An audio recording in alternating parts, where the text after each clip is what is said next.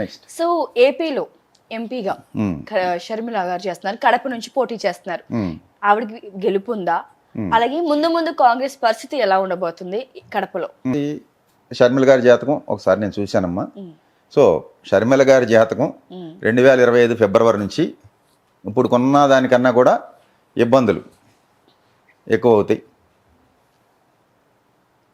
ఆంధ్రప్రదేశ్లో కాంగ్రెస్ పరిస్థితి దిగజారిపోయింది ఎప్పుడో, అదే కంటిన్యూ అవుద్ది, కనుమరుగవుద్ది.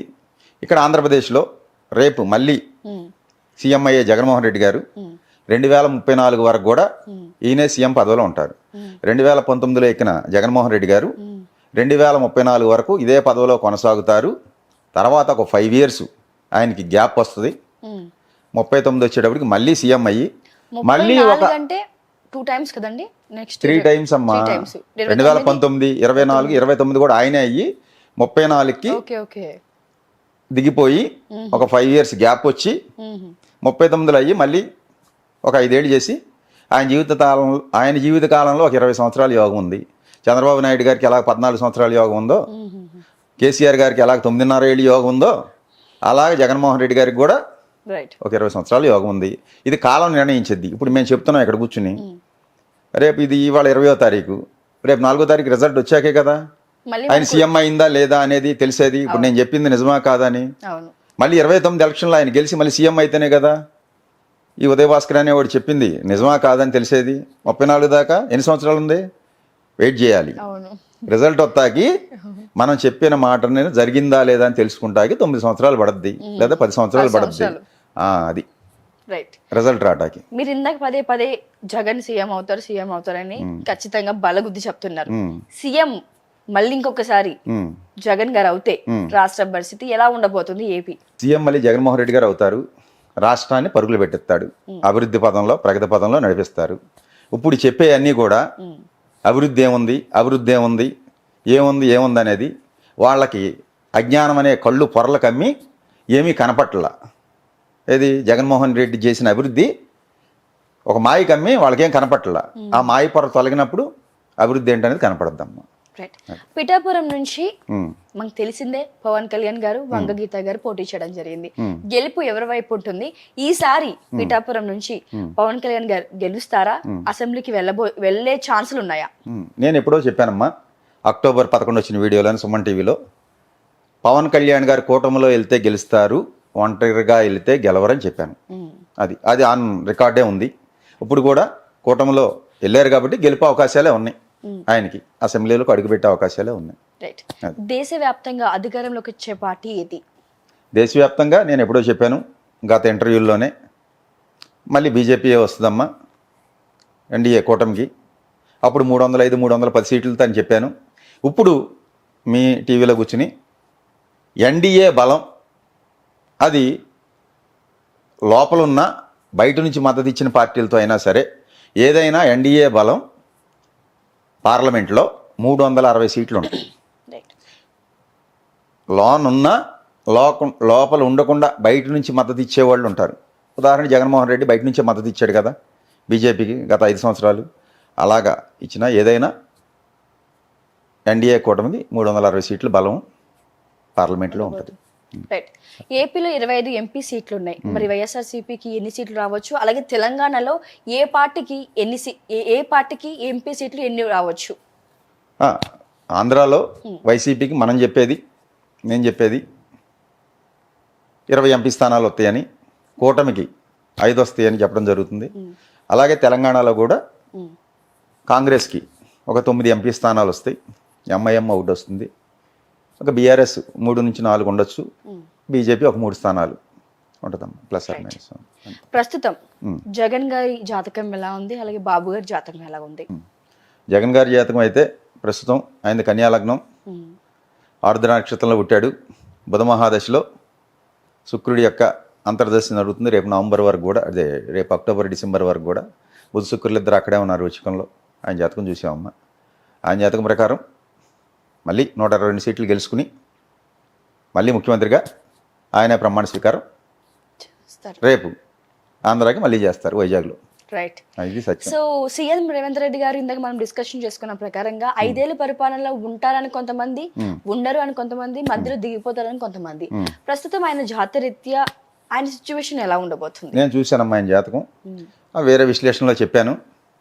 ఆయనకి ఫలానా దశ స్టార్ట్ అయింది, ఈ టైం నుంచి ఈ టైంకి తప్పకుండా ముఖ్యమంత్రి అవుతారని ఆ ఇంటర్వ్యూలో కేసీఆర్ గారి జాతక విశ్లేషణ, ఈయన జాతక విశ్లేషణ కూడా చేసి చెప్పడం జరిగింది. ఆయన కొండారెడ్డిపల్లిలో 4:30కి పుట్టారు. ఈ లగ్నం మేష లగ్నం, సప్తంలో ఈ గ్రహాలు ఉన్నాయని, షష్టాధిపతి సప్తంలో ఉన్న బుధ మహాదశ ప్రారంభం అయింది. అయ్యాకే ఈయనకి సీఎం యోగం వస్తుందని చెప్పడం జరిగింది. అలాగే వచ్చారు. ఈయన పూర్తికాలం మీకు లైవ్లో చెప్తున్నాను, పూర్తికాలం 5 ఏళ్ళు సీఎంగా కొనసాగుతారు. ఇంతకుముందు కూడా 2014లో కేసీఆర్ గారు అవుతారని చెప్పాను. 2019లో 18 డిసెంబర్ 13న కేసీఆర్ గారు మళ్ళీ ప్రమాణ స్వీకారం చేస్తారని చెప్పాను. అలాగే చేశారు. ఆయన రేపు సాయంకాలానికి దిగిపోతారని చెప్పాను, అదే జరిగింది. అది రేపు 2019లో కూడా జగన్మోహన్ రెడ్డి గారికి 126 ఎమ్మెల్యే సీట్లు ప్లస్ 21 ఎంపీ సీట్లు వస్తాయి అన్నాను. నన్ను అందరూ వీడు ఏదో అని చెప్పి ట్రోల్ చేసి అన్నారు. సరే వచ్చాక తెలిసింది కదమ్మా, రేపు కూడా వచ్చాకే తెలుస్తుంది.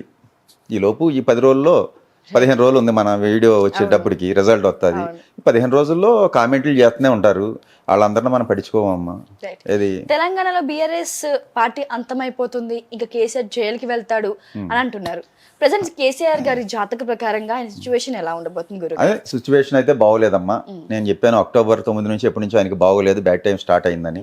సో ఆ తర్వాతే డిసెంబర్ 19 వరకు ఉంది అది ఆ గ్రహం. ఆ జరిగే కాలంలో ఇబ్బంది ఉంటుంది అన్నాను. అదే టైంలో దిగిపోయారు, ప్లస్ పడిపోయి ఆయనకి సర్జరీ అయింది కూడా ఆ డిసెంబర్ 19 ముందే. సో ఆయనకైతే 2028 వరకు కూడా ఈ పార్టీ అయితే ఉంటుంది.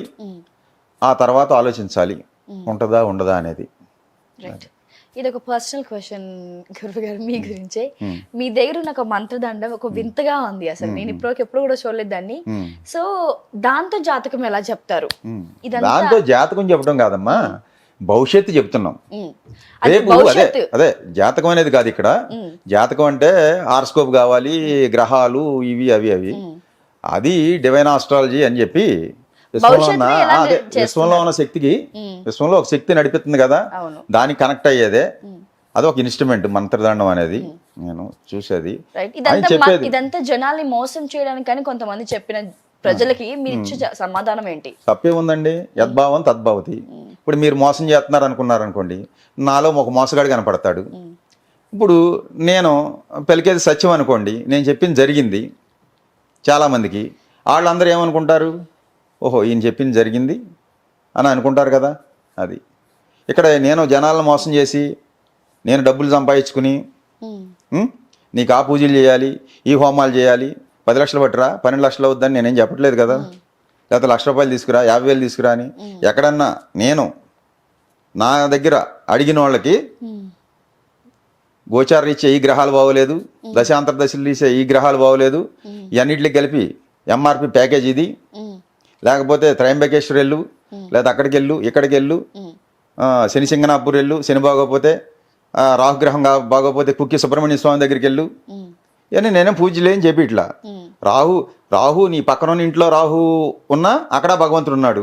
ఒకటికి ఎవరికో చెప్పాను నేను, గురువుగారు నేను కుక్కి వెళ్తున్నా అన్నాడు. దేనికి రా అన్న, ఆ రాహు సుబ్రహ్మణ్య స్వామి రాహు ఇప్పుడు నాకు అంతర్దశ జరుగుతుంది అన్నాడు. వాడు కూడా ఆస్ట్రాలజరే, తెలుసు అనమాట, మమ్మల్ని కోచింగ్ చేస్తుంటారు.